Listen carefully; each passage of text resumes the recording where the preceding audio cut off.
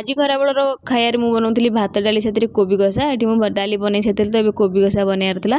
ସେଥିପାଇଁ କୋବିକି ମୁଁ ଏମିତି ବଡ଼ ବଡ଼ ପିସ୍ରେ କାଟି ନେଇଛି। ଏବେ ଗୋଟେ କଡ଼େଇରେ ପାଣି ଦେଇକି ହଳଦୀ ଗୁଣ୍ଡ ଲୁଣ ଦେଇକି କୋବିକି ଆମର ଦେଇକି କଭର କରିକି 5 ମିନିଟ୍ ଯାଏ ସିଝେଇ ନେବା। 5 ମିନିଟ୍ରୁ ଅଧିକା ନୁହଁ। ଏଠି ମୋତେ ଶୋଷ କରିଦେଲା ତ ମୁଁ ଟିକେ ପାଣି ପିଇଦେଲି।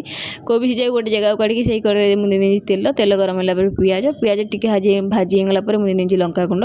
ଆଉ ଲଙ୍କାଗୁଣ୍ଡ ଦେଲାବେଳେ ସବୁବେଳେ ଆମର ଗ୍ୟାସ୍ ଫ୍ଲେମ୍କୁ ଲୋରେ ରଖିବା, ନହେଲେ ନାହିଁ ସବୁ ଜାଗା ଜଳି ପୋଡ଼ିକି ପାଉଁଶ ହେଇଯିବ। ତାପରେ ମୁଁ ଏଠି ଦେଇଦେଇଛି ଅଦା ରସୁଣର ପେଷ୍ଟ, ତାକୁ ଭଲ ଭାବେ ମିଶାଇ ନେଲା ପରେ ଦେଇଦେଇଛି ଆମର ମସଲା ଗୁଣ୍ଡ ଯେମିତିକି ହଳଦୀ ଗୁଣ୍ଡ, ଜିରା ଗୁଣ୍ଡ ଆଉ ଧନିଆ ଗୁଣ୍ଡ। ତାପରେ ଆମର ଟମାଟୋ ପ୍ୟୁରି ଆଉ ଲୁଣ ଦେଇକି ମସଲାକୁ ପୁରା ଭଲସେ କଷି ନେବା।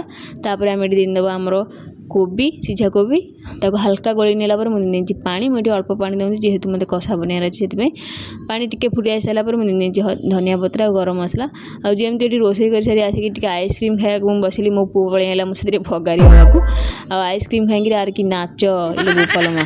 ତାପରେ ତା ବାବା ଖାଇବାକୁ ପଳେଇ ଆସିଥିଲେ ଖରାବେଳେ, ତ ସେ ତା ନିଜ ହାତରେ ଆଣିକିରି ଏଠି ଖାଇବାକୁ ଦେଉଛି।